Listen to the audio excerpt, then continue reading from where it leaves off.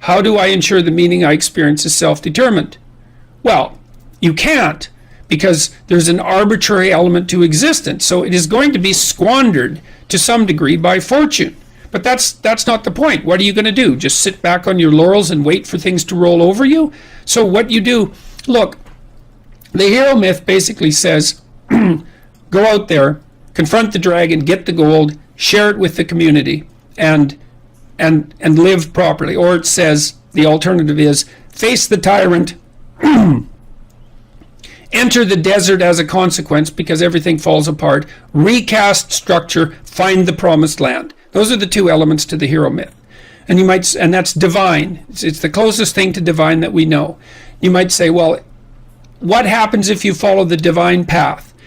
And the answer might be, well, everything turns out perfectly because God is on your side. It's like, no, that isn't what happens, because things don't turn out perfectly. It's your best bet. It's your best strategy, right? That's the thing. And, dragons wouldn't be dragons if they couldn't eat you.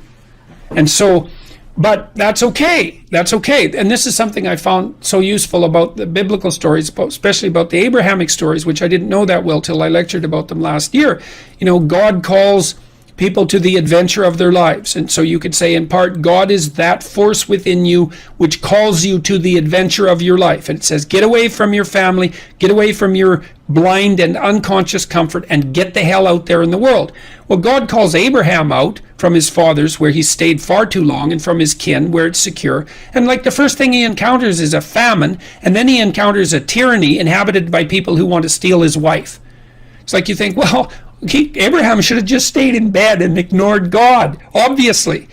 Well, that isn't how it is. It's like we're built for struggle, us human beings.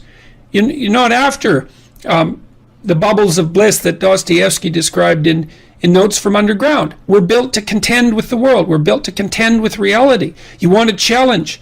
And the best way that you can take on a challenge, because a challenge fortifies you. So you don't want to be secure, you want to be strong. And you get strong by taking on optimal challenges. And so you lay out your destiny in the world, and you take the slings and arrows of fate. And you make yourself stronger while you're doing so. And you might fail, and fortune might do you in. But it's your best bet. And people have extracted unbelievable successes out of catastrophic failures. And I'm not saying that in a naive way. I know perfectly well what happens to people. You're doing fine in life, and then you get cancer, and then 6 months later you're dead. And all the heroism in the world isn't going to save you at that point. But that's not the point. That's not the point. Life is bounded by mortality. But that doesn't mean that you don't get out there and contend, and you develop by contending, and you minimize the net amount of suffering in the world. And that's something, man. That's something to do. So it beats laying in your basement and getting bitter and then doing the terrible things that bitter people do. So you can't ensure that the meaning you experience is self-determined, but you can play your role to the best of your ability, and that will be good enough. And that will be good enough. That meaning, the meaning that you will find in that, I believe, is sufficient to be sustaining, and perhaps even sustaining through the flood. So it isn't that you can avoid catastrophe, it's that you can prepare yourself to deal with it honorably when it arrives. That's what you've got.